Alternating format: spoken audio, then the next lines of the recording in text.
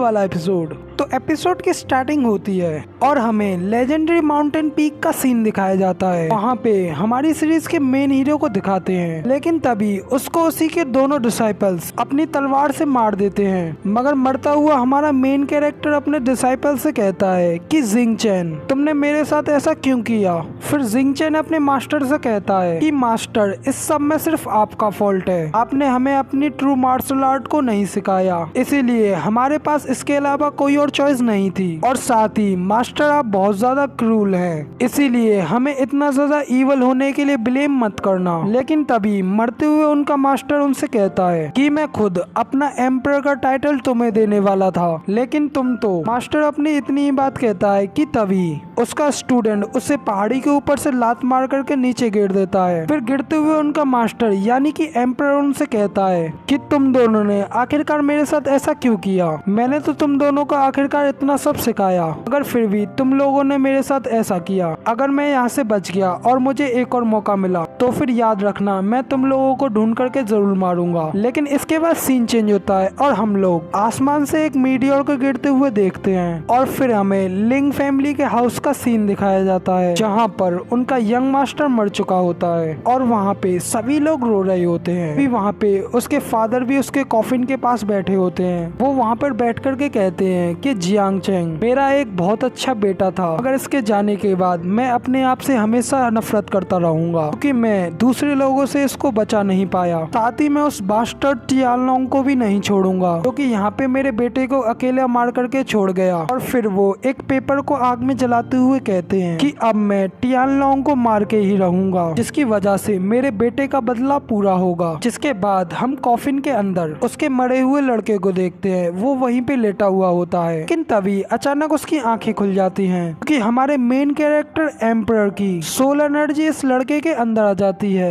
और फिर हमारा मेन कैरेक्टर कहता है फाइनली मैं जिंदा हो गया और मुझे एक और चांस मिल गया, और अब मैं उन दोनों को बिल्कुल भी जिंदा नहीं छोड़ूंगा। लेकिन तभी उसके सर में बहुत ज्यादा पेन होने लगता है और वो कहता है कि आखिर इतनी सारी मेमोरीज किसकी हैं? कहीं ये इस पर्सन की तो नहीं है जिसके की बॉडी में मैं आ चुका हूँ। तभी उसे पता चलता है कि सच में ये मेमोरीज तो इसी की हैं। और फिर एम्परर को इस लड़के की एनर्जी के अंदर पता चलता है कि इस लड़के का नाम जियांग चैंग है, और अब से हम लोग एम्परर को जियांग चैंग ही कहेंगे। जियांग चैंग अपनी फैमिली का जीनियस था, लेकिन ली टियानलोंग के नाम के बंदे ने इसकी मार्शल स्पिरिट को डिस्ट्रॉय कर दिया। और यहाँ पर अगर किसी का मार्शल स्पिरिट डिस्ट्रॉय हो जाता है तो वो बंदा कभी भी आगे कल्टीवेट नहीं कर सकता। इसी की वजह से जियांग चैंग ने अपने आप को फांसी लगा करके मार लिया। लेकिन तभी एम्परर कहता है कि इस बात से तो मुझे कोई भी दिक्कत नहीं है, क्योंकि मुझे पता है कि वापस से मार्शल स्पिरिट को कैसे ठीक करना है। लेकिन तभी दिखाते हैं कि वहाँ पर एक लड़की आई होती है, इसका के नाम चिंग रुइजुई होता है, और वहाँ पर चिंग रुइजुई अपने डैड के साथ आई होती है। तभी चिंग रुइजुई को देखकर सभी लोग कहने लगते हैं कि ये लड़की, ये तो जियांग चैंग की फियोंसे है, और ये भी वहाँ पे उस फाइट में थी जहाँ पे टियानलोंग जिंग चैंग को मार रहा था। लेकिन फिर भी इसकी फियोंसे ने वहाँ पे कुछ भी नहीं किया, तो फिर अब ये यहाँ पर क्यों आई है? तभी उस लड़की को दिखाते हैं, वो लड़की जियांग चैंग के फादर के पास आई होती है। लड़की कहती है कि अंकल लैंग, मैं यहाँ पर जियांग चैंग के साथ जो मैरिज कॉन्ट्रैक्ट था, मैं उसको तोड़ने के लिए यहाँ पर आई हूँ, और ये लो कुछ गोल्ड कॉइन्स, यहीं पे इस मैरिज कॉन्ट्रैक्ट को तोड़ दो। अभी जियांग चैंग के फादर उसको ऐसा करते हुए देख करके गुस्से में कहते हैं, मेरा बेटा बस अभी हाल ही में ही मरा है, मगर फिर भी तुम मेरे पास इतनी जल्द इस मैरिज कॉन्ट्रैक्ट को तोड़ने के लिए यहाँ पर आ गई। तभी वो लड़की कहती है कि आपका लड़का तो मर चुका है, तो अब इस मैरिज कॉन्ट्रैक्ट का भी कोई फायदा नहीं है। तभी चिंग लुइजी के फादर भी अपनी पावर्स को अनलीज करते हैं, और उनकी पावर इतनी ज्यादा होती है कि उनकी पावर के सामने वहाँ पर कोई भी टिक नहीं पाता। तभी वहाँ पर उनके एल्डर्स कहते हैं, चैंग फैमिली, तुम यहाँ पर आकर के बहुत बुरा कर रहे हो। तुम क्या अब ये सोच रहे हो कि यहाँ पर इस फैमिली में अब कोई ब्रेव मैन नहीं बचा है? फिर मैं तुम्हें बता दूं कि तुम यहाँ पर बहुत गलत सोच रहे हो। साथ ही तुम जियांग चैंग चेंग की सोल को डिस्टर्ब मत करो और अब जल्दी से यहाँ से चले जाओ। और तभी हमें जियान चेंग को दिखाया जाता है। जियान चेंग हंसते हुए कहता है कि तो यहाँ पर बदमाशों की टोली आ गई है। जिसके बाद वो लड़की टियानलोंग का बैच निकालती है और कहती है कि टियानलोंग ने मुझसे प्रॉमिस किया है कि वो मेरे साथ अपने थर्ड सन की मैरिज कराएगा। और वैसे भी जियान चेंग तो बहुत ज्यादा कमजोर था। साथ ही अगर तुमने अब यहाँ पर कुछ भी किया तो टियानलोंग फैमिली तुम्हें यहाँ पर पूरी तरीके से डिस्ट्रॉय कर देगी। जिसे सुनकर के जियान चेंग के फादर भी कहते हैं कि सच में टियानलोंग फैमिली तो बहुत ज्यादा पावरफुल है और अगर हमने इनके साथ फाइट की तो इसके बाद ये फाइट हमारे फेवर में बिल्कुल भी नहीं रहेगी। फिर साथ ही वो उन लोगों से कहते हैं कि तुम लोग भी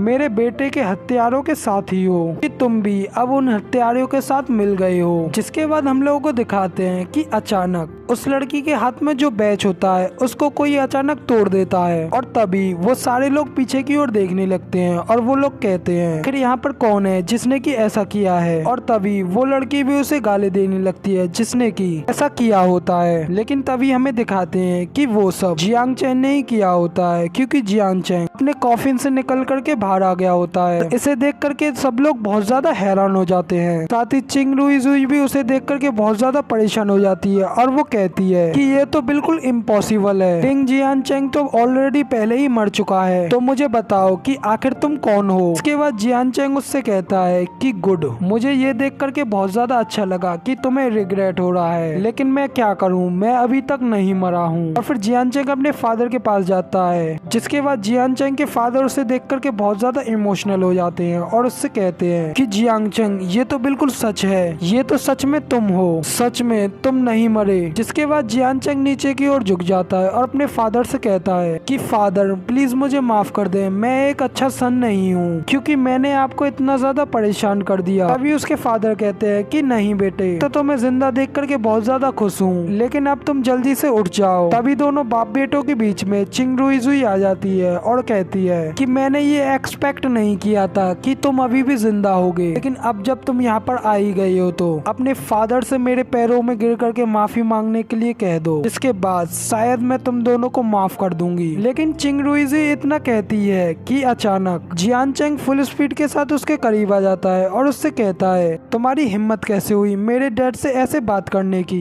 और इतना कह करके जियान चेंग उसके गाल पर एक जोरदार तमाचा लगा देता है और फिर रुई अपने गाल पर हाथ रख करके कहती है कि तुम्हारी हिम्मत कैसे हुई मुझे इस तरीके से मारने की। फिर जियान चेंग उससे कहता है कि मैंने ऐसा इसलिए किया क्योंकि तुमने मेरे डैड के साथ इतनी रूडली बात करने की हिम्मत की, मगर इसके बदले में ये तो बस तुम्हारे लिए एक छोटी सी पनिशमेंट है। तभी रुई गुस्से में जियान चेंग के ऊपर अटैक करते हुए कहती है कि लिंग जियान चेंग बास्टर्ड, मैं आज तुम्हें यहीं पर मार डालूंगी। पर जियांग चेंग उस अटैक से बड़ी आसानी से बच जाता है और उससे कहता है कि तुम्हारा ये लो लेवल का अटैक बहुत ही ज्यादा कमजोर और स्लो है। इतना कह करके जियान चेंग उसकी बैक के ऊपर अपने हाथ से अटैक करता है, जिसकी वजह से रुई के मुंह से खून निकलने लगता है और रुई उस अटैक से बहुत ज्यादा घायल हो जाती है। जिसके बाद दिखाते हैं कि जियांग चेंग उसके सामने खड़ा होता है कि रुई जियान चेंग के कदमों में झुकी हुई होती है, जिसकी वजह से रुई के फादर बहुत ज्यादा गुस्सा हो जाते हैं और अपनी पावर्स को रिलीज करते हुए जियान चेंग के ऊपर हमला करने लगते हैं। साथ ही जियांग चेंग से कहते हैं कि बास्टर्ड, तुम्हारी हिम्मत कैसे हुई मेरी डॉटर को इतना ज्यादा हर्ट करने की, इसकी वजह से तुम यहीं पर मेरे हाथों से मरोगे। ये देख करके जियान चेंग के फादर भी आगे बढ़ते हैं और कहते हैं कि चेंग रुई,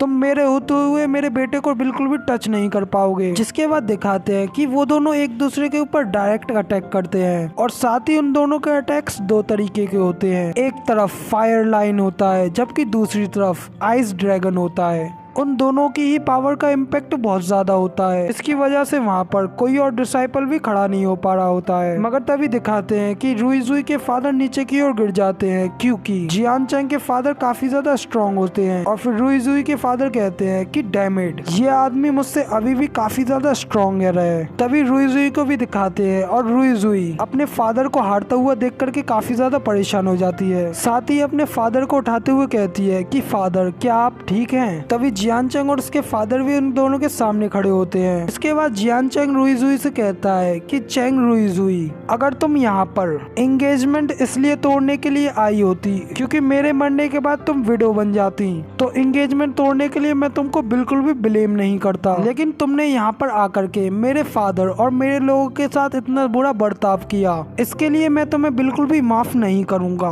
और अब मैं यहाँ पर सबके सामने ये अनाउंसमेंट कर रहा हूँ कि आज अभी इसी वक्त से मैं इस एंगेजमेंट को कैंसिल करता हूँ। और ये सुनकर के रुइजुई और बाकी सब बहुत ज्यादा हैरान हो जाते हैं। जिसके बाद रुइजुई चिल्लाते हुए कहती है कि लिंग जियानचेंग, तुम एक कचरे की तरह हो, तुमने मुझे अवॉइड करने की हिम्मत कैसे की।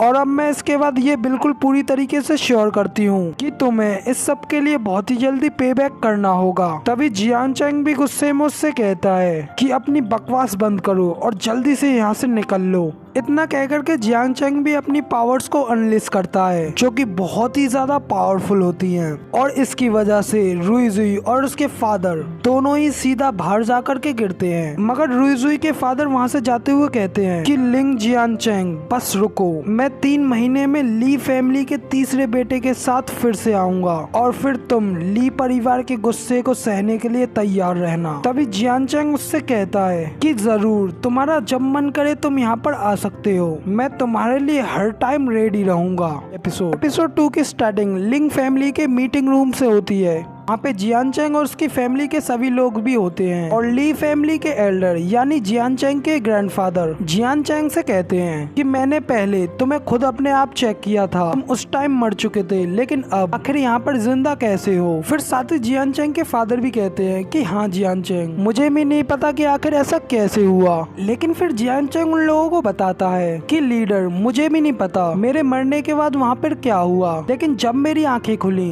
मुझे पता चला कि मेरे अंदर बहुत सारी नॉलेज भी आ गई है। और साथ ही ग्रैंडफादर, मुझे ये भी पता चला है कि कैसे डिस्ट्रॉय हुए मार्शल स्पिरिट को रिकवर किया जाता है। मगर इसके बाद ये बात सुन करके जियान चेंग के ग्रैंडफादर और फादर दोनों ही बहुत ज्यादा हैरान हो जाते हैं और हैरानी में कहते हैं क्या ये सब सच है। मगर किसी डिस्ट्रॉय हुए मार्शल स्पिरिट को रिकवर करना ये तो बहुत ज्यादा इम्पॉसिबल है। अभी जियान चेंग कहता है कि ये सच है, वो ये कर सकता है। वो कहता है कि मुझे बस बीस्ट का ब्लड चाहिए, कुछ हर्ब्स चाहिए, जिसके बाद 3 महीने बाद मैं पूरी तरीके से रिकवर हो जाऊंगा। इसके बाद मैं प्योर 9 एलिमेंट रिल्म को भी रिकवर करके कल्टीवेट कर लूंगा। फिर ये सुनकर के जियान चेंग के ग्रैंडफादर बहुत ज्यादा खुश हो जाते हैं और जियान चेंग से कहते हैं कि जियान चेंग, तुम ही हमारी फैमिली की एक आखिरी होप हो, इसलिए मैं जल्दी से एक टीम को भेजता हूँ जो कि बीस्ट एनिमल्स को हंट करके जो भी चीज मंगाई है वो सब जल्दी से यहाँ माउंटेन पे ले आए। अभी जियान चेंग के फादर भी कहते हैं कि सन, ये तो बहुत अच्छी बात है और अब मैं भी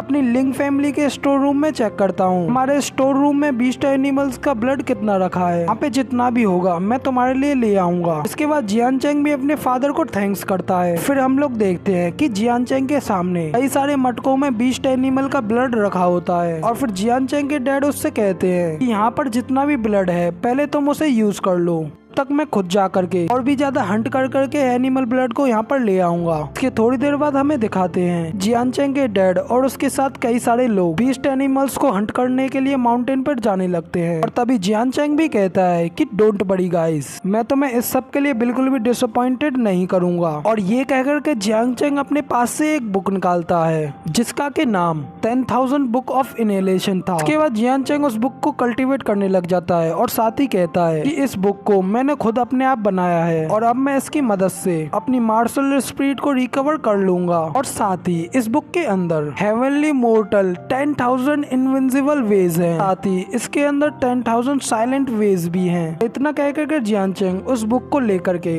बुक को कल्टीवेट करने लगता है। फिर साथ ही उस बुक के अंदर से कई सारी वर्ड्स की फॉर्म में एनर्जी वेव्स निकलने लगती हैं। फिर वो सारी बॉडीज जियान चेंग की बॉडी में एब्जॉर्ब होने लगती हैं। तभी वहाँ पे ब्लड को भी दिखाते हैं और उसको भी जियान चेंग अपनी बॉडी में एब्जॉर्ब कर लेता है। इस सब के बाद जियान चेंग अपनी पावर्स को रिलीज करते हुए गुस्से में कहता है कि एरिस, मेरा इंतजार करो, मैं आ रहा हूँ। फिर 1000 path of Nirvana, transcendence of Shamshera, body sacrifice शुरू होने लगता है। जिसके बाद धीरे धीरे करके जियान चेंग की मार्शल स्पिरिट पूरी तरीके से रिकवर हो जाती है। फिर उसकी बॉडी हेवनली मार्शल सोल की बन जाती है। और फिर ये सारे प्रोसेस हो जाने के बाद जियान चेंग नीचे उतरता है और और वो कहता है कि अब मैं पूरी तरीके से रिकवर हो गया हूँ, लेकिन अब मुझे अपनी बॉडी को कल्टीवेट करना चाहिए। मगर तभी हमें एम्परर की सोल को भी दिखाते हैं और फिर जियान चैंग कहता है कि जिंग चेन और हुई मी मेरा इंतजार करना, मैं जब रिल्म्स ऑफ गॉडहुड में आऊंगा तब मैं तुम्हारी की गई सभी गलतियों की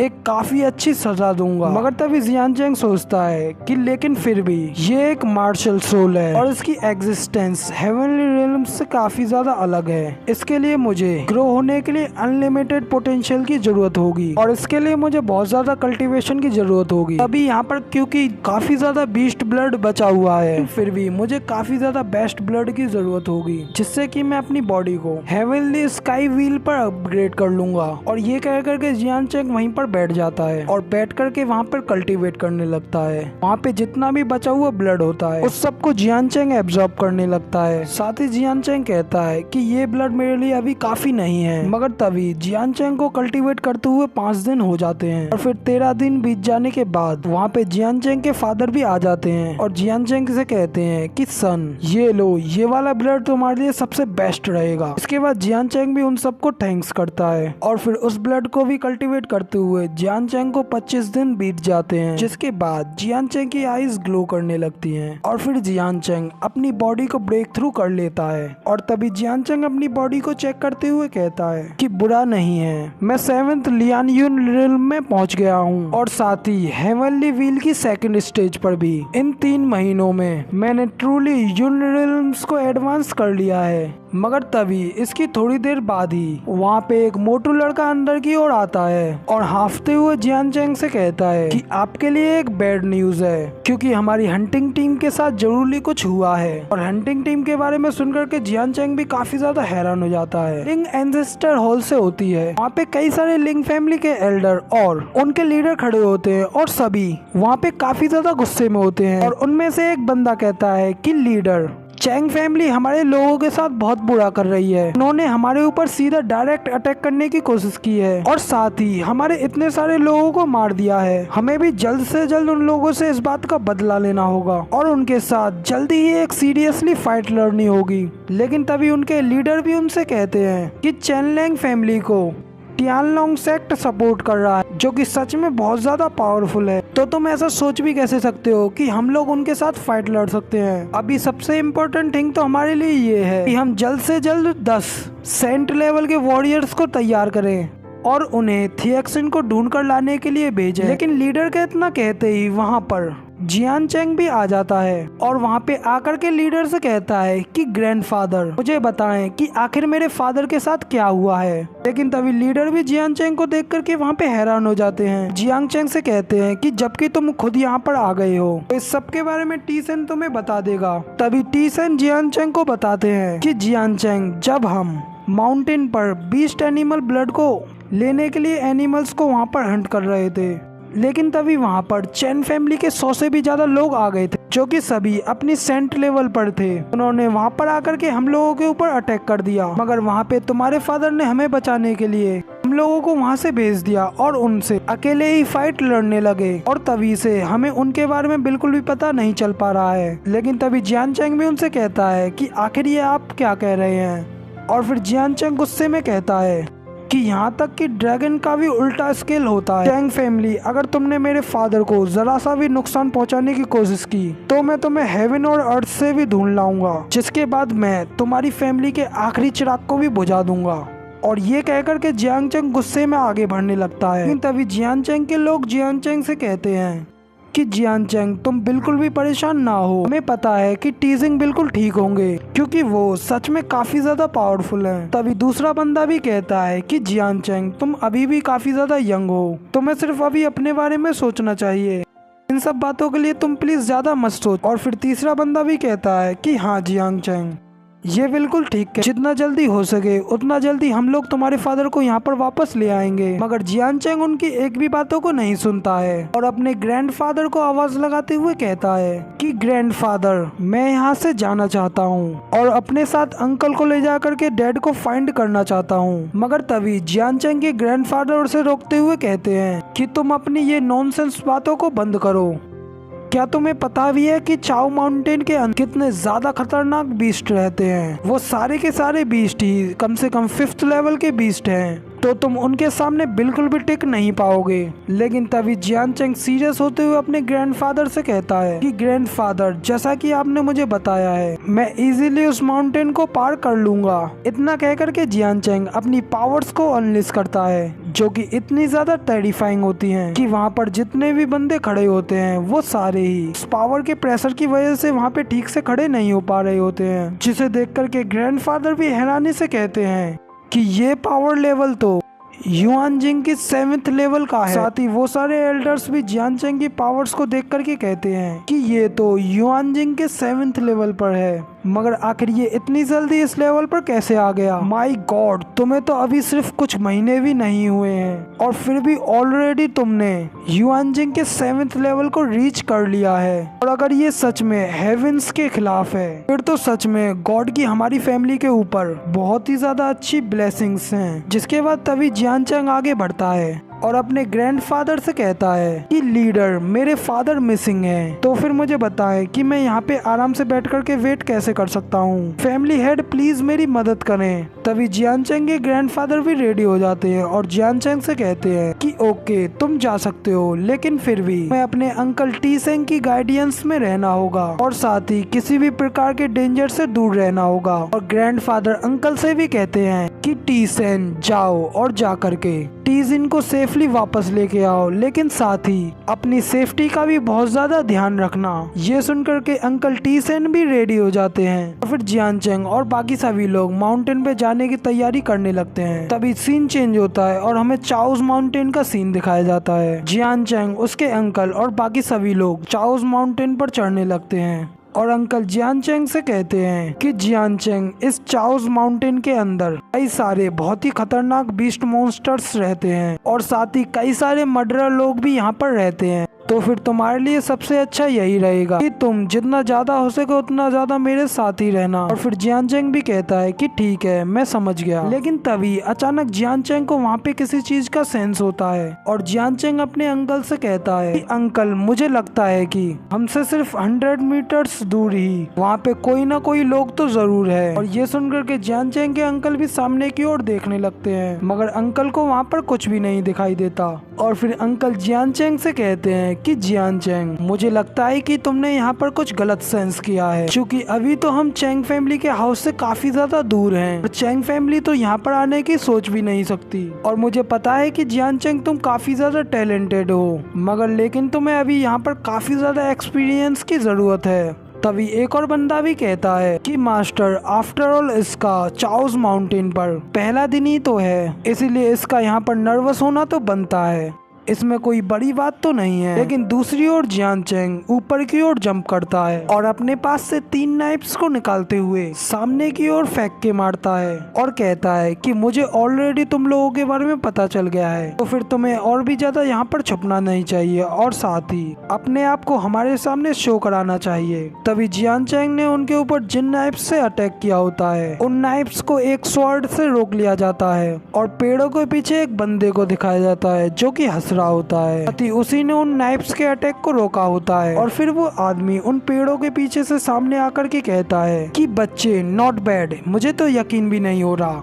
कि तुमने सच में मुझे वहाँ पर ढूंढ लिया, मगर कोई बात नहीं गाइस, तुम लोग तो अभी बस कुछ देर में मरने ही वाले हो। मगर उस आदमी को वहाँ पर देख करके जियान चेंग के लोग भी कहते हैं, सच में यहाँ पर तो कुछ लोग छुपे हुए थे, मगर साथ ही ये तो चेंग जेंग है और चेंग जेंग तो चेंग फैमिली का टॉप 10 मास्टरों में से एक है और ये वही है जिसने कि पहले हमारे लोगों को मारा था। सच में ये तो हमारे साथ बहुत ज्यादा बुरा हुआ, क्योंकि ये इस बार फिर से हमारे सामने आ गया है। अभी अंकल जियान चेंग के सामने खड़े होकर के जियान चेंग से कहते हैं कि जियान चेंग, जब तक मैं चेंग जेंग को ब्लॉक करके रखता हूँ तब तुम जल्दी से यहाँ से पीछे की ओर भाग जाओ। लेकिन जियान चेंग अपने अंकल की बात को ना मानते हुए अपनी तलवार बाहर की ओर निकालता है और चेंग जेंग के ऊपर हमला करने के लिए आगे बढ़ता है। साथ ही उससे कहता है कि तो तुम वही हो जिसने की मेरी जिंग फैमिली के लोगों को मारने की हिम्मत की है। और दूसरी ओर अंकल जियान चेंग को जाते हुए देख करके आवाज लगाते हैं, मगर जियान चेंग अकेला ही उन लोगों के ऊपर अटैक कर देता है। लेकिन दूसरी ओर वहाँ पर एक लड़का आगे बढ़ता है और जियान चेंग के अटैक को ब्लॉक कर लेता है।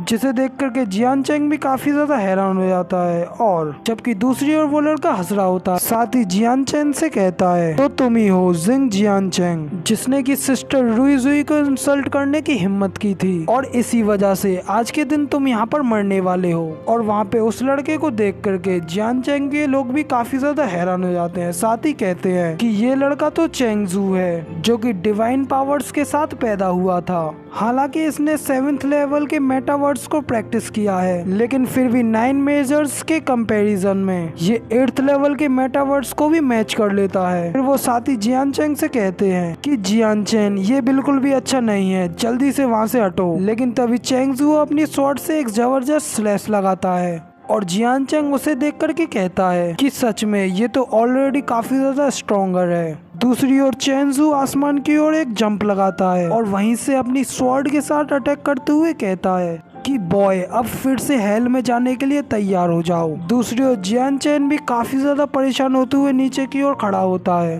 स्टार्टिंग में हमें तलवार से किया गया एक स्विंग दिखाते हैं, जिसके के बाद जियान चैंग और चैंग जू को एक दूसरे के ऊपर अपनी तलवार से अटैक करते हुए देखते हैं। इसके बाद वो दोनों ही एक दूसरे को पार करते हुए चले जाते हैं। फिर जियान चैंग को हम देखते हैं, जियान चैंग अपनी तलवार को वापस रख लेता है, लेकिन साथ ही चैंग जू को देखते हैं उसका गला कट गया होता है और उसके गले से काफी ज्यादा खून निकल रहा होता है कि जियान चैंग ने बड़ी स्पीड के साथ उसके गले के ऊपर अटैक किया होता है। और फिर चैंग जू अपना गला पकड़ते हुए कहता है आखिर ये सब मेरे साथ इतनी जल्दी कैसे हुआ, इसके किए गए अटैक को तो मैं बिल्कुल भी देख भी नहीं पाया। और चैंग जू ये कहते हुए वहीं पर जमीन पर गिर जाता है, जबकि चैंग जैंग भी ये सब देखते हुए बहुत ज्यादा हैरान हो जाता है और कहता है कि ये तो बिल्कुल भी पॉसिबल नहीं हो सकता। जबकि जियान चैंग ऑलरेडी अपनी मार्शल आर्ट को लॉस कर चुका था। जबकि दूसरा लड़का भी कह रहा होता है कि हाँ मास्टर बिल्कुल ठीक कह रहे हैं, लेकिन फिर भी ये लड़का इतना ज्यादा स्ट्रॉन्ग कैसे हो सकता है। फिर जियान चैंग एक स्माइल पास करता है और कहता है कि कौन कह रहा है कि मैंने अपनी मार्शल आर्ट को लूज कर लिया है। और इतना कह करके जियान चैंग अपनी पावर्स को रिलीज करता है। जियान चैंग की पावर्स का इम्पैक्ट इतना ज्यादा होता है, वहाँ पे खड़ा कोई भी बंदा वहाँ पे ठीक से भी खड़ा नहीं हो पाता।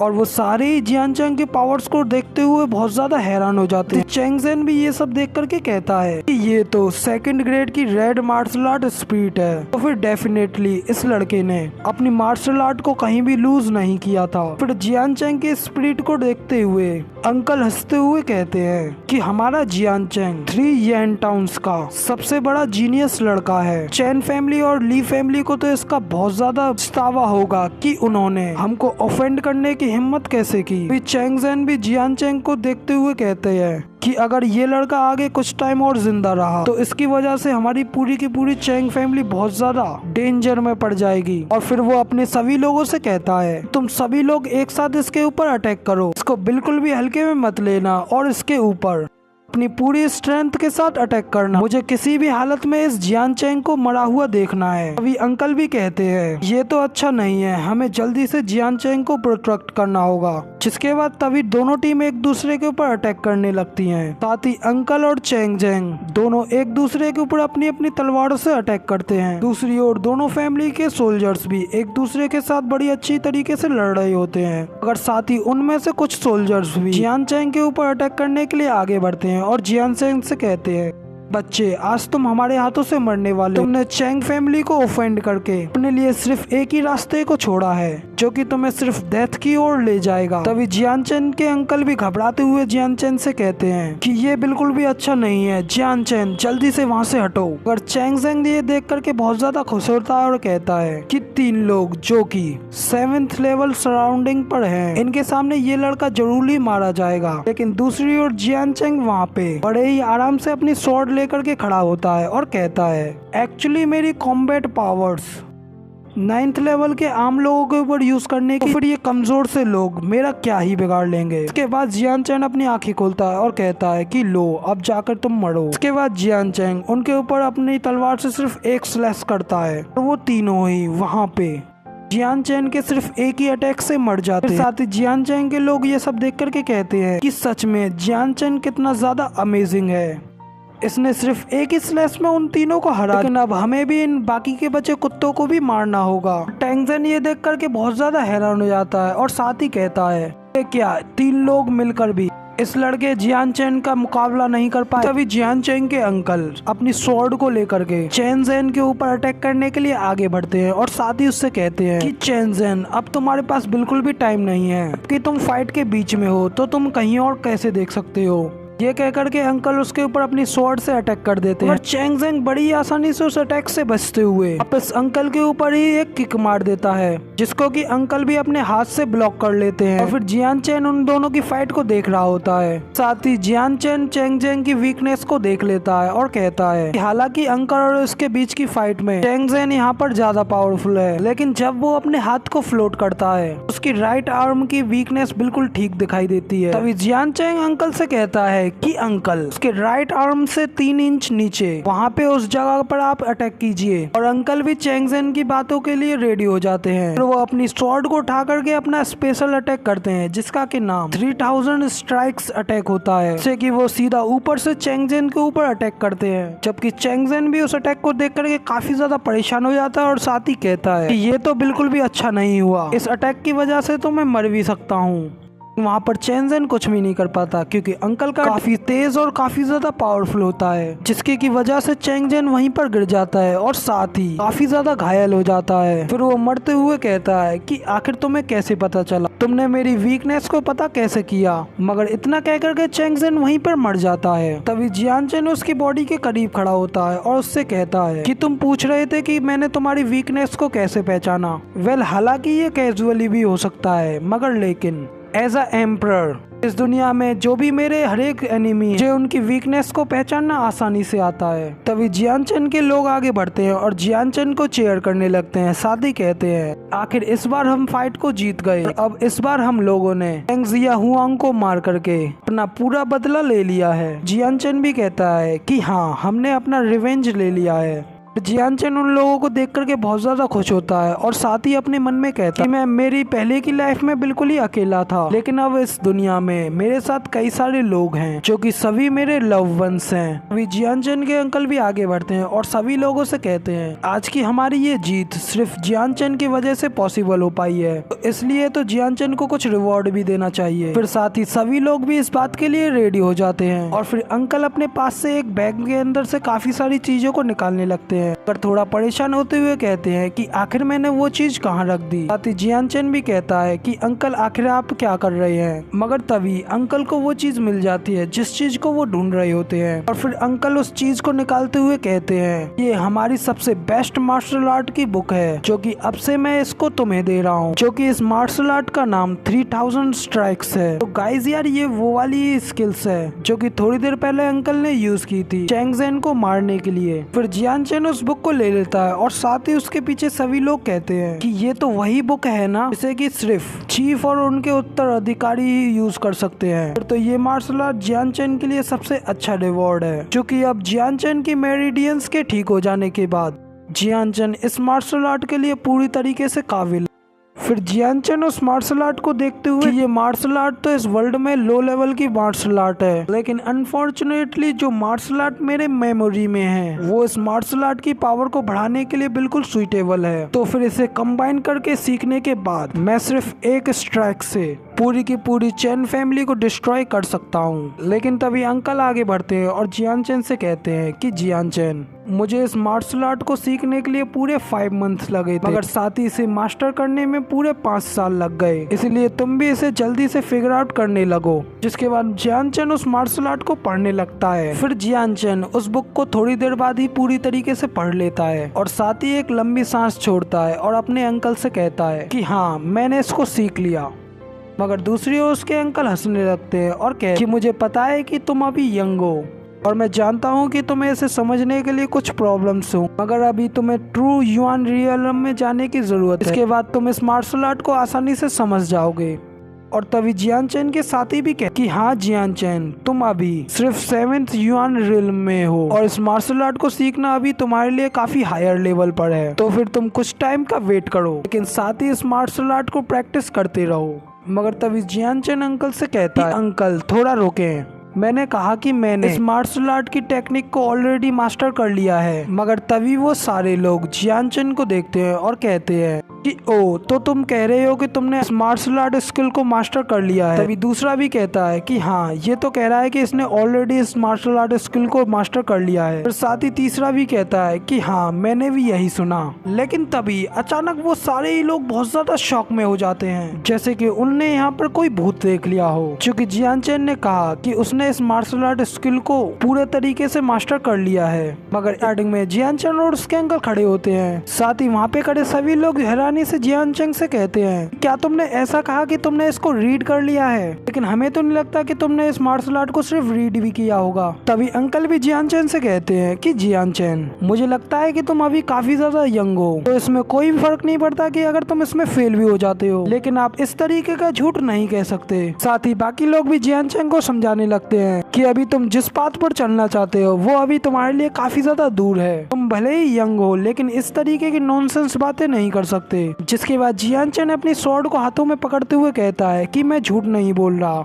लेकिन आप लोगों को मेरे ऊपर भरोसा नहीं है, तो गाइस मैं आप लोगों को प्रूव कर करके दिखा देता हूँ। लेकिन तभी अंकल कहते हैं कि जियान चैन, इस तरीके का दिखावा मत करो। मगर तभी जियान चैन उस मार्शल आर्ट का यूज करते हुए 30,000 स्वॉर्ड अटैक का यूज करता है। इसकी वजह से वहाँ पे खड़ा एक पेड़ भी 2 टुकड़ों में बट जाता है। साथ ही उस अटैक की पावर इतनी ज्यादा होती है, अंकल और बाकी सभी लोग भी ठीक से खड़े नहीं हो पाते। और उस अटैक से हुई तबाही को देख करके वो सभी लोग बहुत ज्यादा हैरान हो जाते हैं। साथ ही ये देख करके जियान चैन के अंकल भी बहुत ज्यादा हैरान हो जाते हैं। इस अटैक को देख करके तो बिल्कुल पता चल रहा है कि ये 30,000 स्ट्राइक अटैक है। अभी जियान चैन अपनी स्वॉर्ड को वापस रखते हुए अंकल से कहता है कि अंकल, आखिर ये कैसा था? मैंने आपसे कहा था ना कि मैंने इस मार्शल आर्ट को पूरी तरीके से मास्टर कर लिया है, लेकिन आपको तो मेरे ऊपर बिल्कुल भी यकीन नहीं हो रहा था। तभी उनमें से एक लड़का भी जियान चैन को देख करके कहता है कि ये तो बिल्कुल इम्पॉसिबल है। बिग ब्रदर टीजून भी इसकी काफी टाइम से प्रैक्टिस कर रहे हैं, लेकिन फिर भी उनके 3000 स्ट्राइक में इतनी ज्यादा पावर नहीं थी। मगर साथ ही अंकल उसकी बात सुन करके बहुत ज्यादा गुस्सा होते हैं और उसके बम पे लात मारते हुए उससे कहते हैं कि तुम क्या बात कर रहे हो और तुमने मेरे बारे में बात करने की हिम्मत कैसे की? पर तभी वो लड़का भागने लगता है और अंकल से कहता है कि ब्रदर, मैं तो बिल्कुल सही कह रहा हूँ, आपने उससे ज्यादा अच्छा परफॉर्म नहीं किया था, तो आप आखिर ये क्यों नहीं मान लेते? मगर दूसरी ओर अंकल उससे कहते हैं कि मैंने तुमसे कहा कि अपनी बेकार की बातें करना बंद करो। फिर साथ ही जियान चैन उस फनी मूवमेंट को देख करके हंस रहा होता है और अपने अंकल से कहता है कि अंकल, मैंने इस 30,000 स्ट्राइक को अच्छी तरीके से स्टडी कर लिया है, लेकिन मुझे इसके अंदर कुछ प्रॉब्लम्स नजर आई जिन्हें कि मैंने पूरी तरीके से सॉल्व कर लिया है। तो अगर आप भी इसको अच्छी तरीके से प्रैक्टिस करेंगे तो बहुत ही इजीली सीख जाएंगे। और ये सुनकर के जियान चैन के अंकल रुक जाते हैं और जियान चैन से पूछते हैं कि किस तरीके की प्रॉब्लम्स। तभी जियान चैन उन्हें बताता है कि इस 30,000 स्ट्राइक के अंदर 300 स्ट्राइक्स की पावर होती है, तो फिर आप लोगों को इसके मूवमेंट के ऊपर ध्यान नहीं देना है, को सिर्फ इन 3 स्ट्राइक्स को सबसे ज्यादा स्पीड में परफॉर्म करना है। और अगर आप ऐसा करते हैं तो आप इजीली इसकी पावर को काफी ज्यादा बढ़ा सकते हैं। इसके बाद अंकल जियान चैन की बातों को समझ जाते हैं और साथ ही उस लड़के को छोड़ते हुए कहते हैं कि ठीक है, अब मैं ट्राई करके देखता हूँ। इसके बाद उनकी आंखें भी बिजली की तरह ग्लो करने लगती हैं और फिर वो भी 300 स्ट्राइक्स को परफॉर्म कर लेते हैं। साथ ही उनके अटैक की पावर भी काफी ज्यादा होती है। इसे देख करके अंकल कहते हैं कि सच में ये तो वर्क कर रहा है। ये देख करके सभी लोग जियान चैन के पास जाते हैं और उससे कहते हैं कि जियान चैन, प्लीज हमें भी ये सिखा दो, हम पे भी ये टेक्निक्स आती हैं, लेकिन हमारी टेक्निक्स में भी काफी ज्यादा प्रॉब्लम्स हैं, तो फिर क्यों ना तुम हम लोगों को भी ये सब सिखा दो। और फिर जियान चैन भी उन्हें सिखाने के लिए रेडी हो जाता है। फिर जियान चैन सबसे पहले अपने थर्ड अंकल को वो उनसे कहता है कि अंकल, जब भी आप अटैक करें आपको सबसे पहले अपनी स्ट्रेंथ को बचाना है, साथ ही अपनी सारी फोर्स को उस अटैक में यूज करना है, जिसके बाद आप भी इजीली इसको आराम से सीख जाएंगे। और फिर जियान चैन कहता है कि अंकल, तो फिर आप इसको ट्राई क्यों नहीं करते? और फिर इसके बाद काफी टाइम बीत जाता है और फिर अंकल जियान चैन के पास आते हैं और जियान चैन से कहते हैं, जियान चैन, तुम्हारी इतनी ज्यादा हेल्प और नॉलेज की वजह से हम लोगों ने काफी जल्दी प्रोग्रेस कर ली है। साथ ही तुम्हारे थर्ड अंकल जो अपनी 3rd लेवल की वाइटल स्पिरिट पर थे, वो भी 3 लाइटनिंग स्ट्राइक सीखने की वजह से जंप करके अपनी 4th लेवल की वाइटल स्पिरिट पर पहुंच गए हैं। जिसके बाद अंकल अपने लोगों से कहते हैं, तुम सब लोगों को ये याद तो होगा ही कि हम लोग सबसे पहले यहाँ पर आयरन हर्ट को सर्च करने के लिए आए हुए हैं, तो फिर तुम लोग जल्दी से रेडी हो जाओ और उसे ढूंढने के लिए निकल जाओ। इसके बाद नेक्स्ट सीन हमें दिखाया जाता है, सभी लोग वहाँ से जा रहे होते हैं। तभी कुछ देर बाद अंकल को सामने कुछ दिखाई देता है और अंकल जियान चैन से कहते हैं कि ये देखो, क्रैशिंग वाटर, ये वही जगह है जहाँ पर तुम्हारे फादर को लास्ट टाइम देखा गया था।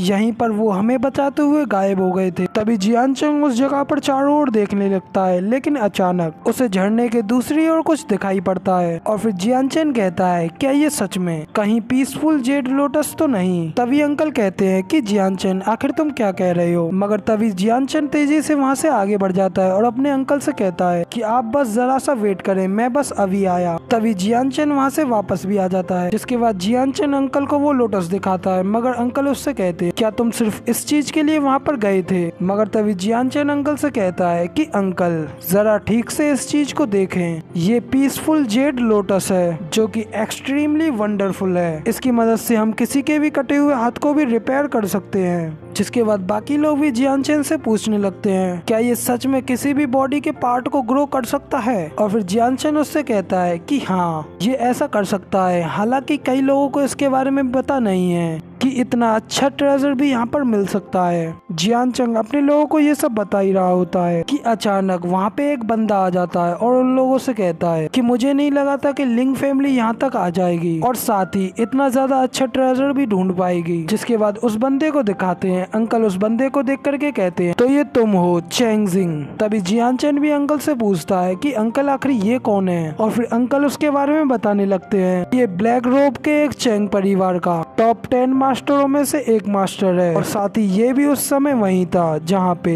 तुम्हारे फादर लास्ट टाइम गायब हुए थे। तभी चैंग जिंग के साइड वाला लड़का आगे बढ़ता है, फिर वो कहता है कि तुमने आखिर मेरी सिस्टर की इंसल्ट करने की हिम्मत कैसे की? लेकिन अब तुम्हें इस बात का बदला तो चुकाना ही पड़ेगा, तो फिर इसके लिए तुम्हें मेरे साथ एक जुआ खेलना होगा। मगर तभी जियान चंग के अंकल भी उसे बताते हैं कि ये चैंग रुई का ब्रदर चैंग रू यू है, ये पावर्स में अपनी 8th लेवल स्पिरिट पर है, तो फिर तुम इसके साथ थोड़ा केयरफुल रहना। अभी जियान चंग भी कहता है कि ठीक है अंकल, मैं समझ गया। अभी अंकल उससे पूछते हैं कि आखिर किस तरीके का जुआ? जिसके बाद रू यू कहता है कि अगर मैं आप तीनों में से किसी की स्वॉर्ड स्किल को रोक नहीं पाया तो फिर मैं खुद अपने पैरों को आपसे कटवा लूंगा, लेकिन अगर मैं उन्हें रोकने में कामयाब हो गया तो मैं खुद आप लोगों को सिखाऊंगा कि आखिर बॉडी पार्ट्स को काटा कैसे जाता है। जब मैं तुम्हारे सभी हाथ पैरों को काट डालूंगा तब तुम मेरी बहन के सामने गिड़गिड़ाकर जान की भीख मांगोगे। तभी ये सुनकर के अंकल गुस्से में आगे बढ़ने लगते हैं, लेकिन तभी जियान चंग आगे बढ़ता है और उससे कहता है कि तुम तो 3 स्किल्स की बात कर रहे हो, मुझे तो सिर्फ एक ही की जरूरत है। तभी दूसरी ओर रूयू ये सुनकर के बहुत ज्यादा हंसने लगता है और कहता है कि जियान चंग, क्या तुम्हें सच में लगता है कि तुम सिर्फ एक ही स्ट्राइक से मुझे हरा सकते हो? मगर तभी जियान चंग भी अपनी स्वॉर्ड को निकालते हुए कहता है कि तुम सच में मुझे कुछ ज्यादा ही अंडरस्टैंडिमेट कर रहे हो। तो फिर ठीक है, मैं तुम्हें दिखाता हूँ कि मेरा सिर्फ एक ही स्ट्राइक तुम्हें हराने के लिए काफी है। इसके बाद जियान चंग अपने अटैक को यूज करता है जिसका के नाम जंपिंग लाइटनिंग 3 स्ट्राइक्स होता है और चैंग जिंग भी इस अटैक को देख करके काफी ज्यादा हैरान हो जाता है और साथ ही रूयू से कहता है कि रूयू ये अटैक काफी ज्यादा पावरफुल है, इससे थोड़ा बच के रहना। मगर तभी दूसरी ओर दिखाते हैं कि उस अटैक की स्पीड इतनी ज्यादा होती है कि उसकी वजह से रूयू का हाथ जिसमें कि उसने अपनी स्वॉर्ड पकड़ी होती है वो उस अटैक की वजह से कट के अलग हो जाता है। जिसके बाद रूयू अपने कटे हुए हाथ को देखता है और फिर जोर जोरों से चिल्लाने लगता है। मगर तभी जियान चंग उसके गले पे अपने तलवार रख करके कहता है कि बास्टर्ड, मुझे अपना ट्रेजर दे दो वरना मैं तुम्हें यहीं पे खत्म कर दूंगा। मगर रूयू कहता है कि किस तरीके का ट्रेजर, मेरे पास कोई ट्रेजर नहीं है। तभी जियान चंग उससे कहता है कि तो ठीक है, मैं उस ट्रेजर को तुम्हें मारने के बाद खुद ले लूंगा। मगर तभी रूयू काफी ज्यादा डर जाता है और जियान चंग से कहता है कि नहीं प्लीज मुझे माफ कर दो, मैं तुम्हें वो दे देता हूँ। इसके बाद जियान चंग उस ट्रेजर को उससे ले लेता है। जिसके बाद जियान चंग उस ट्रेजर को देखता है और कहता है कि ये स्पिरिट ऑफ जेम स्टोन तुम्हें कहाँ से मिला?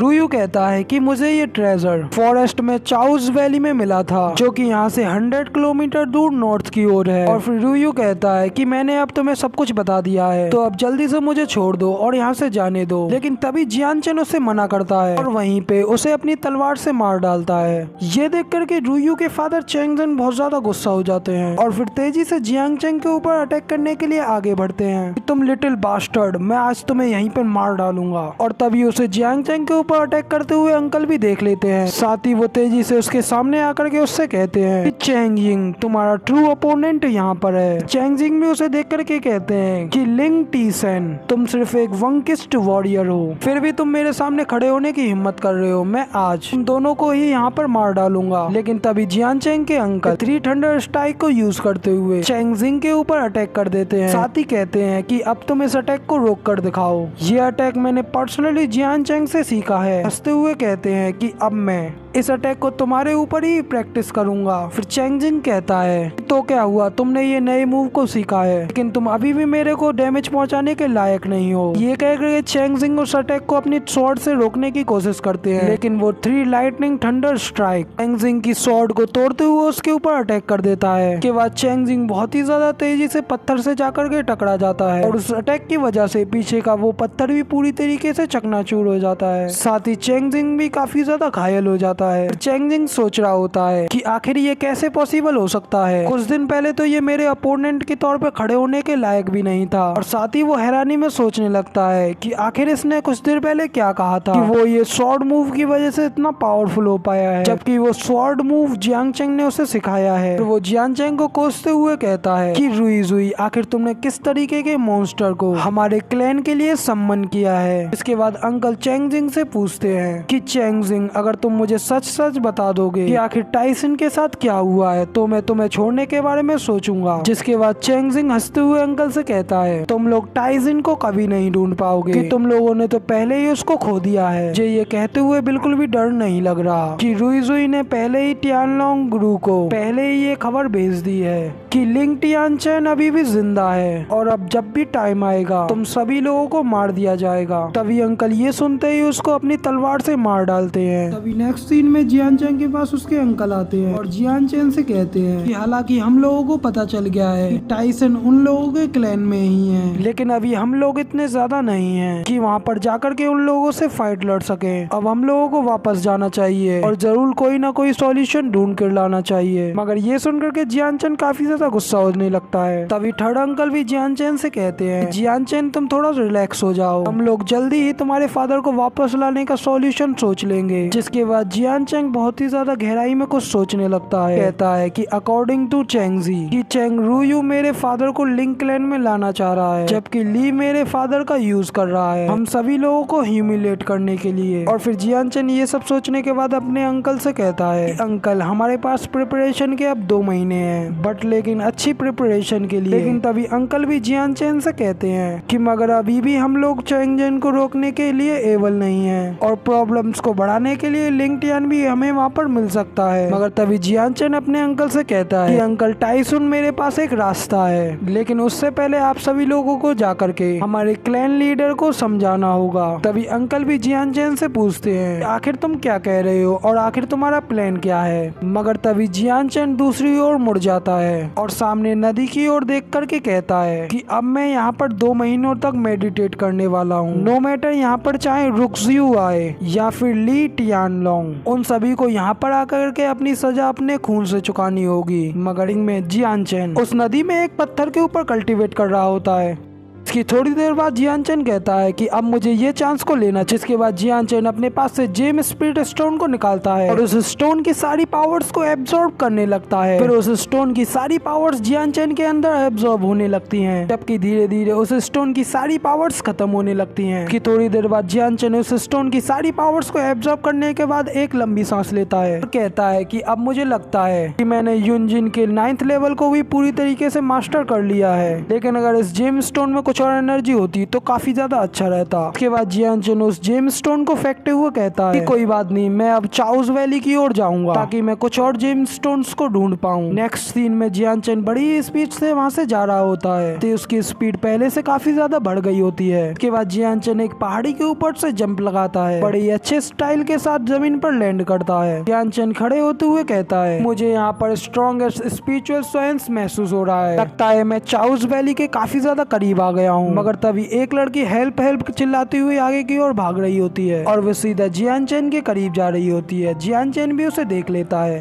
और वो लड़की रोते हुए जियान चैंग से कहती है कि सर मैं जैंग युआन हूँ, जैंग क्लैन से, प्लीज मेरी हेल्प करें। तभी उसके पीछे से कुछ लोगों को दिखाया जाता है जो कि उसका पीछा कर रहे होते हैं। वो लोग कहते हैं कि नॉटी गर्ल, आखिर तुम हमसे बच करके कहाँ भाग रही हो। मगर वो लड़की जियान चैंग के पीछे छुपते हुए कहती है कि सर प्लीज मेरी हेल्प करें। तभी वो सारे लड़के जियान चैंग और उस लड़की को चारों ओर से घेर लेते हैं। इसके बाद उन लड़कों का बॉस भी आगे की ओर बढ़ता है। वो जियान चैंग से कहता है कि छोटे बदमाश, पर तुम यहाँ यहाँ पर अपना सारा वैल्यूएबल सामान छोड़ करके और अपना एक हाथ तोड़ करके यहाँ से जाते हो, मैं जरूर तुम्हें शायद जिंदा छोड़ दूंगा। ये सुन करके जियानचन गुस्से में उन लोगों से कहता है ताकि मुझे तुम्हारी पहले की किसी बातों का बुरा नहीं लगा, मैं यहाँ पर तुम्हारे मैटर में कोई भी इंटरफेयर नहीं करता, लेकिन जब तुमने मुझसे मेरे हाथ को तोड़ने के लिए कहा, मैं अब तुम सभी लोगों को सिर्फ 20 सेकंड दे रहा हूँ, तुम सब लोग अपनी तशरीफ उठाओ और यहाँ से चलते बनो। लेकिन तभी बॉस का एक साथी आगे बढ़ता है और कहता है, ओ ये लिटिल बास्टर्ड कितना ज्यादा यंग है, लेकिन साथ ही इसके अंदर कितना ज्यादा एटीट्यूड है, ये हम लोगों को यहाँ से जाने के लिए कह रहा है। मगर दूसरी ओर जियानचन उन्हें बताता है कि अब सिर्फ 10 सेकंड बची हैं। ये सुनकर के वो लड़का और भी ज्यादा गुस्सा हो जाता है और कहता है, क्या तुम ये नहीं जानते कि मैं कौन हूँ? और दूसरी ओर जियानचन उसकी बात नहीं सुनता और कहता है कि अब सिर्फ 5 सेकंड बाकी हैं। तभी वो लड़का भाला लेकर के जियानचन के ऊपर अटैक करने के लिए आगे बढ़ता है और साथ ही कहता है, बाहर में जाए तुम्हारी 5 सेकंड, तुमने 5 चोटिक टाइगर्स को ऑफेंड करने की कोशिश की है, तो क्यों ना सबसे पहले अब तुम ही मर जाओ। लेकिन तभी जियानचन अपनी पावर्स को रिलीज करते हुए उन लोगों से कहता है, 5 चोटिक टाइगर्स, तुम लोगों ने तो खुद ही अपना निकनेम ही रख रखा है, ये तो कितना ज्यादा पैथेटिक है। दूसरी ओर वो लड़का अपने भाले का एक बड़ा सा गोल्डन स्नेक बना लेता है और जियानचन से कहता है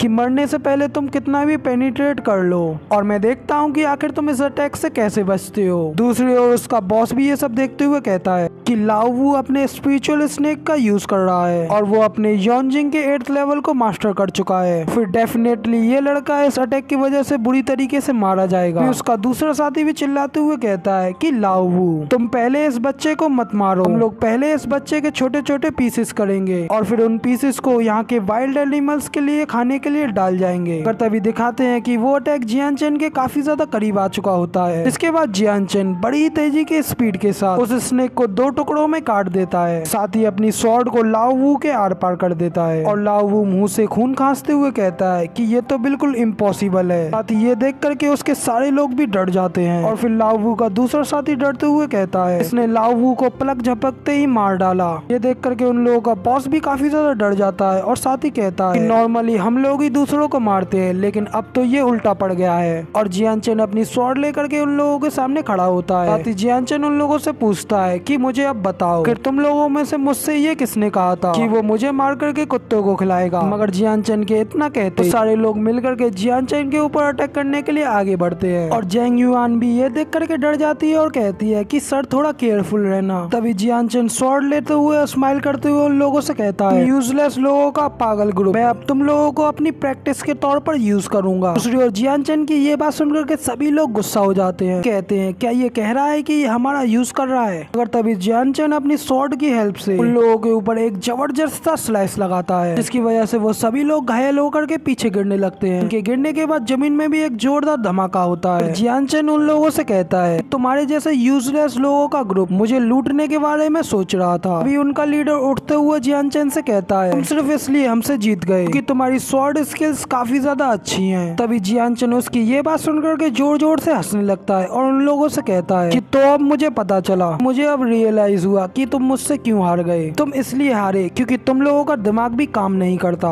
बट लेकिन जियानचन अपनी स्वॉर्ड को दूर फेंकते हुए उन लोगों से कहता है, मैं अपनी बॉडी की स्किल्स को रिफाइन करने के लिए तुम लोगों के साथ बिना किसी हथियार के अपने हाथों से लड़ूंगा। अभी वो लोग घुसोते हुए जियानचन के ऊपर अटैक करने के लिए आगे बढ़ते हैं, कहते हैं कि तुम तो बड़ी आसानी से हमारे ट्रैप में फंस गए, अब तो तुम्हारे हाथ में कोई वेपन भी नहीं है, तुम्हें क्या लगता है तुम बिना वेपन्स के हमें हरा पाओगे। साथ ही उन लोगों का बॉस भी काफी ज्यादा खुश होते हुए कहता है, सच में इस यंग लड़के की स्किल्स काफी ज्यादा अच्छी हैं, बट ये कुछ ज्यादा ही एरोगेंट है, अब ये अकेला हम लोगों को कैसे हरा पाएगा। लेकिन तभी पलक झपकने की स्पीड से जियानचन एक बंदे के मुंह पे किक मारता है, साथ ही टकले के सिर में भी एक जबरदस्त किक मारता है, फिर तीसरे के मुंह पे भी किक मार करके पेड़ के अंदर क्रश कर देता है। और जियानचन को ऐसा करते हुए देख करके उन लोगों का बॉस बहुत ज्यादा घबरा जाता है, साथ ही घबराते हुए कहता है कि ये तो बिल्कुल इम्पॉसिबल है। दूसरी ओर जियानचन उस लड़के के मुंह पे अपना पैर रख करके अभी भी स्टिल आराम से खड़ा होता है और फिर उन लोगों का बॉस जल्दी से अपनी नाइफ को अपने हाथों से छोड़ करके जमीन पर गिर देता है और फिर वो जल्दी से वहाँ से रोते हुए भागने लगता है, साथ ही चिल्लाते जाता है कि प्लीज कोई मुझे इस बीस्ट के हाथों से मदद करो, ये मॉन्स्टर आज मुझे यहीं पर खत्म कर देगा। और उस बॉस के इतना कहते ही जियान चैंग पलक झपकते ही अपनी स्पीड के साथ उस बॉस के बहुत ज्यादा करीब आ जाता है और उससे कहता है कि आखिर तुम मुझसे बच के भागने की हिम्मत कैसे कर रहे हो। इतना कहकर के जियान चैंग उसके मुंह पर एक जबरदस्त किक मारता है, साथ ही अपने हाथों से उसके गले को पकड़ लेता है और उसकी वजह से वो बॉस वहीं पर तड़पने लगता है और जियान चैंग से माफी मांगने लगता है। जिसके नेक्स्ट सीन में हम लोग देखते हैं वो बॉस पेड़ के सहारे अपनी कमर टेक करके बैठा होता है, जबकि जियान चैंग उसके सामने ही खड़ा होता है और फिर जियान चैंग उससे कहता है कि तुम यूजलेस पागल लोगों का ग्रुप